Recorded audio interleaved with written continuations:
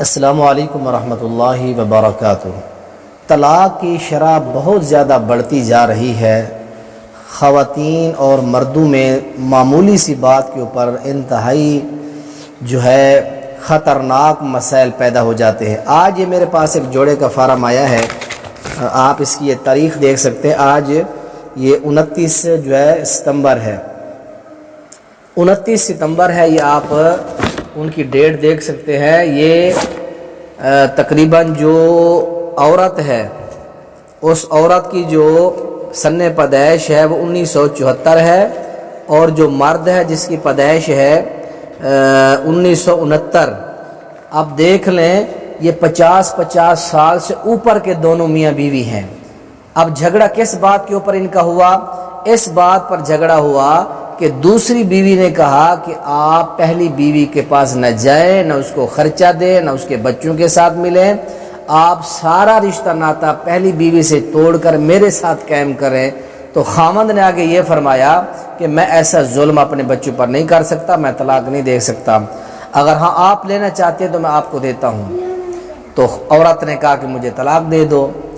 تو عورت کا بھی مطالبہ تھا، اگر آپ اس کو نہیں دیتے تو آپ مجھے فارغ کریں، میں آپ کے ساتھ نہیں رہنا چاہتی۔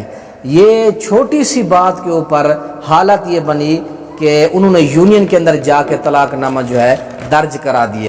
خلا جو ہوتا ہے وہ عورت کی طرف سے ایک مطالبہ ہوتا ہے۔ اگر عورت کا مطالبہ ہے تو یہ خلا ہے، اور خلا کے حوالہ سے آپ تھوڑا سا ملاحظہ فرمائیں۔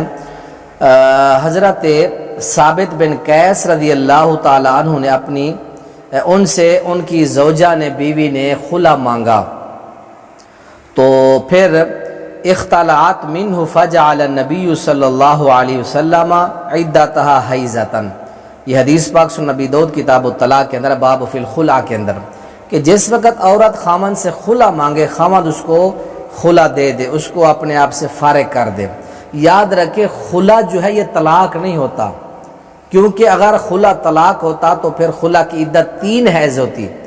تو اللہ کے نبی علیہ السلام نے فجعل النبی عدتها حیضۃ، اللہ کے نبی نے ثابت بن قیس رضی اللہ تعالیٰ عنہ کی بیوی کی جو عدت مقرر فرمائی وہ 1 حیض تھی۔ تو دوسری ایک قول ابن عمر رضی اللہ تعالیٰ عنہ کا، یہ بھی سنن نبی داؤد کتاب الطلاق باب فی الخلع کے اندر حدیث نمبر 2230 ہے، عدت المختلعات حیضۃ، خلا والی عورت کی عدت وہ 3 حیض ہے۔ اسی طرح یہ ربیع بنت معاوض بن عفرا نے بھی عہد نبوت کے اندر خلا کیا، تو نبی علیہ السلام نے انہیں بھی 1 حیض عدت گزارنے کا حکم دیا۔ یہ حدیث بھی جامع ترمذی کتاب الطلاق باب ما جاء فی الخلع کے اندر۔ یہ تینوں روایات آپ کے سامنے یہ بیان کر رہی ہیں کہ خلا والی جو عورت ہے وہ 1 حیض عدت گزارے گی۔